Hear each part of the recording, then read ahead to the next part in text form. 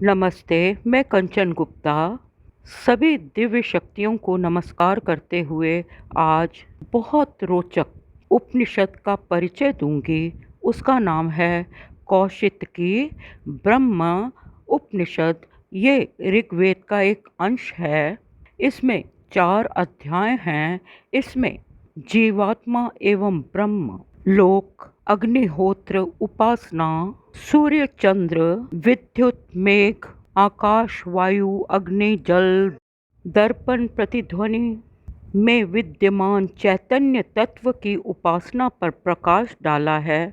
ब्रह्मा की प्राप्ति एवं ब्रह्मा से साक्षात्कार, ब्रह्मा से बातें करना, ये एक विद्या है जिसे पर्यक विद्या कहते हैं। प्रथम अध्याय में गौतम ऋषि अर्थात जिन गौतम ऋषि का दूसरा नाम अरुण उद्दालक भी है, उनका एवं गर्ग ऋषि के प्रपौत्र जिनका नाम महर्षि चित्र है, उनके बीच का संवाद वार्तालाप है। अर्थात कौशितकी ब्रह्म उपनिषद में गौतम ऋषि एवं गर्ग कुल के चित्र महर्षि का कथोपकथन है। महर्षि चित्र ने बताया कि जो जीव है वह मृत्यु के बाद अगर ब्रह्मलोक को प्रस्थान करता है तो अप्सराओं को देखता है, ब्रह्मा जी से बातचीत करता है और ब्रह्मलोक की प्राप्ति के लिए विशेष तपस्या करनी होती है। एक बार ऋषि चित्र ने एक यज्ञ का आयोजन किया और उस यज्ञ को संपन्न करने के लिए अरुष के पुत्र महात्मा गौतम आरुणे उद्दालक को आमंत्रित किया, परंतु मुनि उद्दालक ने यानी ऋषि गौतम ने स्वयं न जाकर अपने पुत्र श्वेत केतु को ऋषि चित्र के यज्ञ को संपन्न करने भेजा। ऋषि चित्र ने श्वेत केतु से पूछा कि क्या इस यज्ञ से वह यानी ऋषि चित्र किसी विलक्षण पद को प्राप्त करेगा, किसी विलक्षण लोक में जाकर प्रतिष्ठित हो सकेगा, क्या किसी सुरक्षा के आवरण से अभय होकर किसी लोक में रह सकेगा।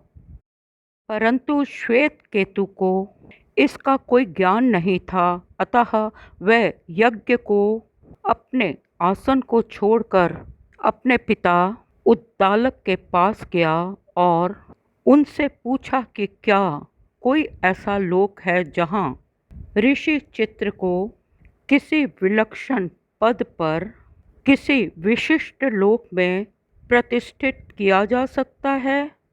ब्रह्म यज्ञ के माध्यम से क्या संभव है, परंतु इस प्रश्न का उत्तर तो ऋषि गौतम उद्दालक अरुण को भी नहीं मालूम था। पुनः पिता गौतम उद्दालक अरुण एवं श्वेत केतु ऋषि वापस ऋषि चित्र के यज्ञ में आए और वार्तालाप किया। यही वार्तालाप इस महान उपनिषद की कहानी है। महर्षि चित्र ने उद्दालक अरुण गौतम ऋषि एवं उनके पुत्र श्वेत केतु को ब्रह्मलोक का मार्ग बताया। एक मार्ग पितृयान मार्ग है और दूसरा मार्ग देवयान मार्ग है। पितृमार्ग से गमन करने वाला मोक्ष को प्राप्त नहीं होता, बार बार जन्म मृत्यु को प्राप्त होता है, परंतु देवयान मार्ग से प्रशस्त होने वाला जाने वाला जीव जीवन मुक्त होता है, जन्म मृत्यु से मुक्त होता है, संसार के बंधनों से मुक्त होता है। जो स्वर्ग को जाता है वह अपने शुभ कर्मों का भोग भोग कर स्वर्गलोक से पुनः मृत्युलोक में आता है, परंतु स्वर्ग के सुख से भी जो विरक्त है वह ब्रह्म विद्या का अधिकारी हो जाता है। देवयान से जाता हुआ जीव अग्निलोक, वायुलोक, सूर्यलोक, वरुण लोक, इंद्रलोक, प्रजापति लोकों को पार करता हुआ ब्रह्मलोक में प्रविष्ट होता है। ब्रह्मलोक में प्रविष्ट होते ही ब्रह्मज्ञानी की विभिन्न इंद्रियां ब्रह्मगंध, ब्रह्मरस, ब्रह्म तेज, ब्रह्म यश, ब्रह्मनाद का अनुभव करती हैं। ब्रह्म सत्य है एवं जीव ब्रह्मा का अंश है।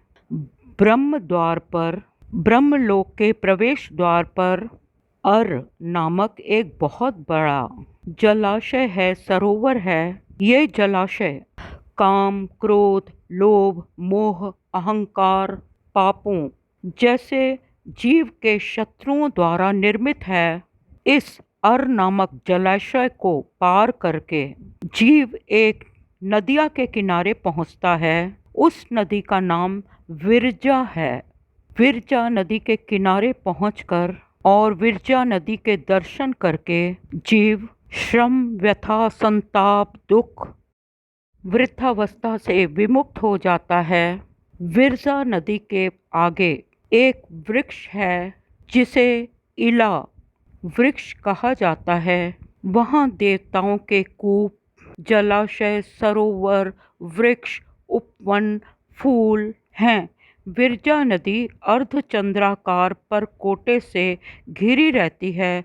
यहाँ मोहिनी विद्या को लेकर बहुत से लोग भ्रमित करने आते हैं, भोग विलास की ओर आकर्षित करते हैं, परंतु इस मोहिनी के जाल में फंसना नहीं है और आगे जाना है।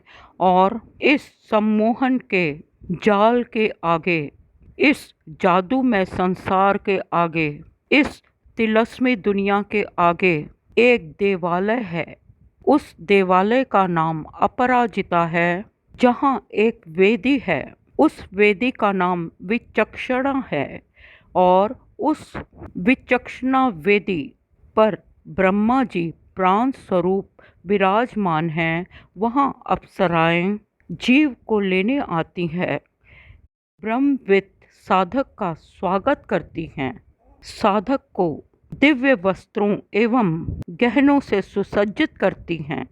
इस प्रथम अध्याय के पश्चात अब हम द्वितीय अध्याय में पढ़ते हैं कि दूसरे अध्याय में प्राण तत्व, सूर्य, चंद्र उपासना के विषय में कहा है और पिता द्वारा पुत्र को उत्तराधिकारी बनाने के नियमों का विवेचन है।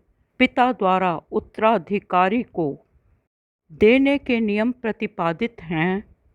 कौशितकी ब्राह्मणोपनिषद में तृतीय अध्याय में इंद्रदेव एवं दिवोदास राजा के पुत्र प्रतर्दन के पारस्परिक संवाद हैं, वार्तालाप है, कथोपकथन है।